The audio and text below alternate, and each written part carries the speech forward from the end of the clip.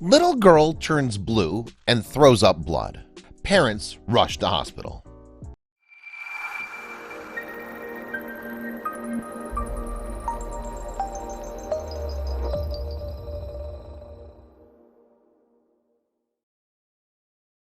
Every parent is scared of their child getting hurt or, even worse, killed.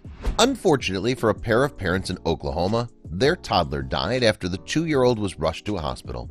She unexpectedly began to turn blue and threw up blood. But when doctors ordered an x-ray, they realized that the young girl was dying for a frighteningly simple reason. 2-year-old Brianna Florer started to get a low-grade fever. At first, her parents, Brian and Stephanie Florer, didn't think too much of it until their daughter started to turn blue and threw up blood. They immediately called an ambulance and their daughter was taken to Grove Hospital. After ordering an x-ray, doctors quickly learned that the young girl had ingested a button battery that was smaller than a dime. They immediately transported her to another hospital where she was rushed into surgery to attempt to remove the battery. They operated on her for 2 hours, but they couldn't stop the bleeding, explained Brianna's grandfather, Kent Weiss, according to Daily Mail. They believe the battery ate through to her carotid artery by way of her esophagus, he continued. 1 minute she's perfect, and then the next minute she's dead. We had no idea when she swallowed it.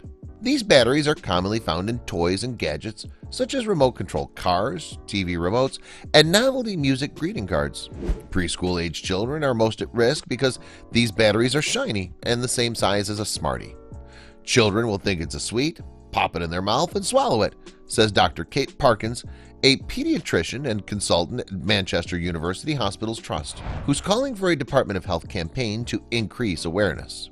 An electric current from the battery combines with saliva to produce sodium hydroxide, or caustic soda. This can burn through the esophagus and surrounding blood vessels, causing potentially fatal damage within a couple of hours. The child can bleed to death, explained Dr. Parkins.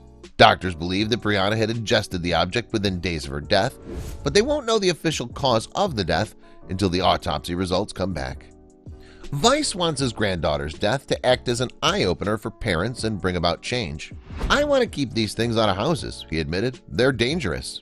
According to Daily Mail, there were 11,940 cases of children swallowing batteries from 2005 to 2014.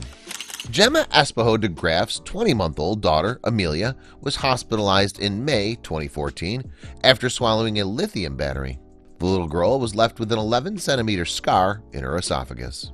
Horrific internal burns meant she was still at risk of a fatal bleed and would have to endure a series of grueling operations to try to rectify the damage. Although Gemma's daughter, Emily, is now able to eat solid foods, the damage caused by the batteries may affect her for the rest of her life.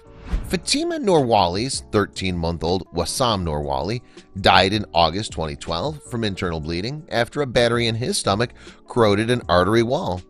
As a parent, it's easy to imagine a toddler getting into something they aren't supposed to and ingesting it.